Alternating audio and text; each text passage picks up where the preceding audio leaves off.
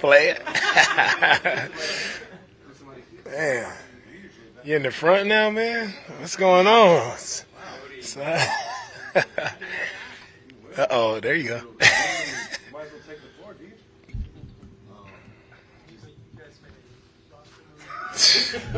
Go ahead, D.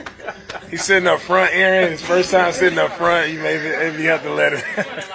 Maybe you have to let him ask the first question. I don't know. Just kind of, you guys' decision with Diontae. What kind of just take us through that? What kind of went into that? Yeah, with Diontae, unfortunately, it didn't work out, and we're on to the Chiefs.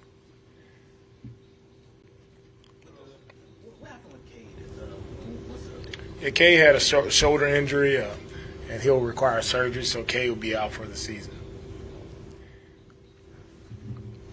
Coach, is there any update on Christian Harris? We noticed that he wasn't in the game. Didn't play as many snaps on Saturday. Yeah, Christian's doing good. He's working his way back. Again, Christian has missed a lot of football a lot of times, so we're working him back in slowly but surely. And Christian is a guy who's been a team player. Whatever we've asked him to do, he's been very diligent with what we asked him to do, and however many reps he gets, he's gonna go out and play his hardest, play his best. So he's continuing to do what he needs to do to help our team win. Last time you guys played Kansas City, you had a pretty good amount of pressure. A lot of those didn't convert into sacks. Was it something Kansas City was able to do, maybe schematically or just individual performances, and how do you convert those into sacks this time?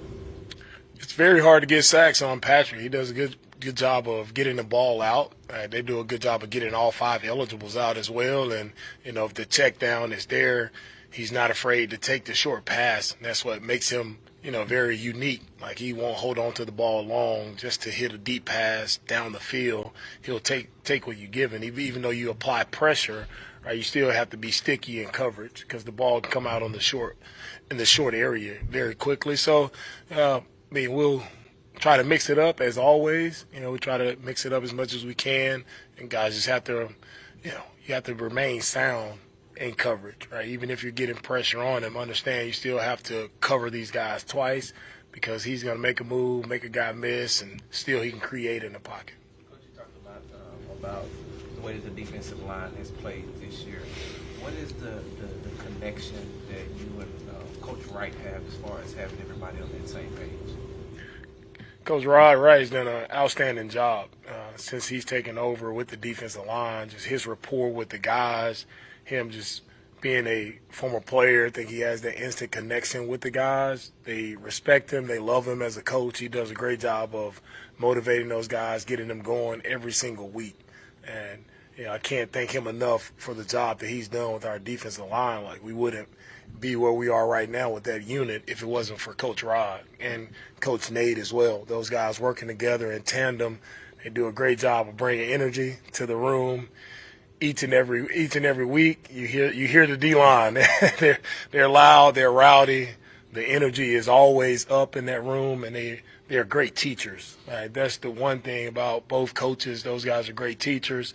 They get the message across to their guys, and guys go out and play, lights out every single week for us. So, can't thank them enough for the job that they've done. Speaking of nicknames. Oh, their nicknames? I know Terminator and Cyborg is that.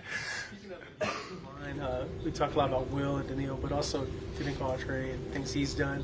What are you seeing from him now? And he's played through some things, but having him now for the playoffs.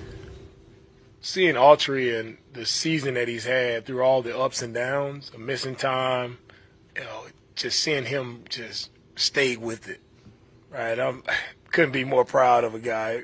Could have went left a couple times, but he stayed with it, man. He's been very persistent, and you talk about a tough man who's been through a lot of adversity. He's overcame it, and right now he's just hitting his stride. Like, watching him this last week versus the Chargers, seeing how effective he was, not only in the passing game but also in the running game, seeing him play with power, right? Seeing him change the game for us on special teams. Like, that was our vision when we decided to sign DeMeco. And he's a big-time player for us. And when he's healthy, when he's on, Like he's a lot to deal with, and you throw him in the mix with our other guys, makes us a very tough front. So really proud of DeMeco just for him continuing to persevere through all the ups and downs of the season, to be at this point right now, to be at his best when we need his best. It's really great to see him come through.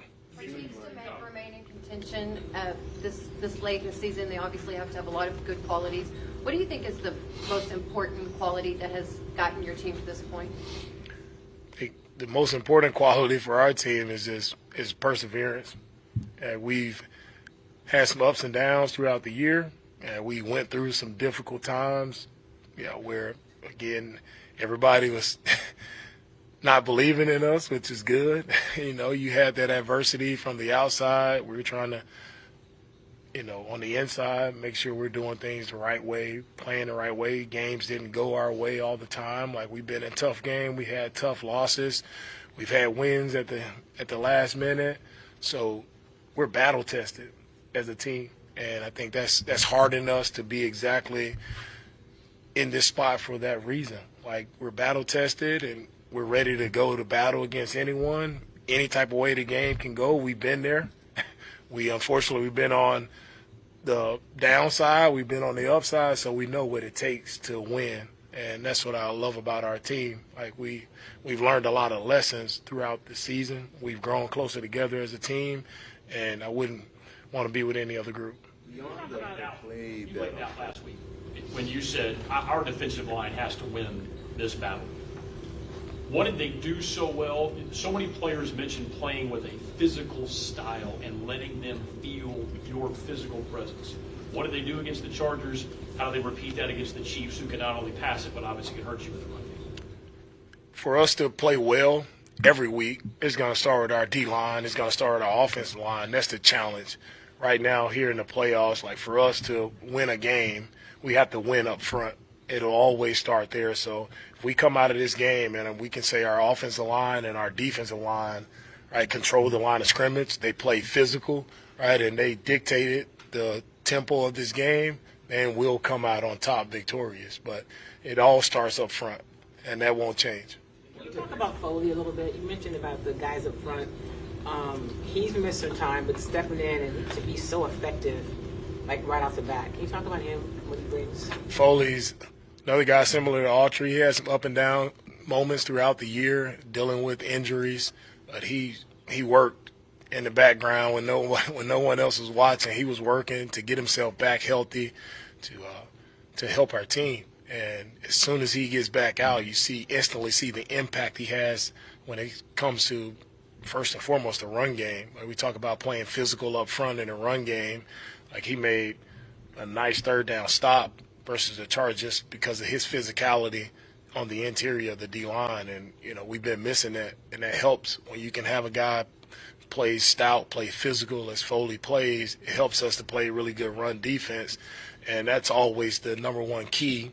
When we line up, we have to stop the run to make teams one-dimensional, and having Foley has been a huge reason to why we were able to play good run defense last week. Beyond the play that CJ made that, like you said, helped spark the team, it seemed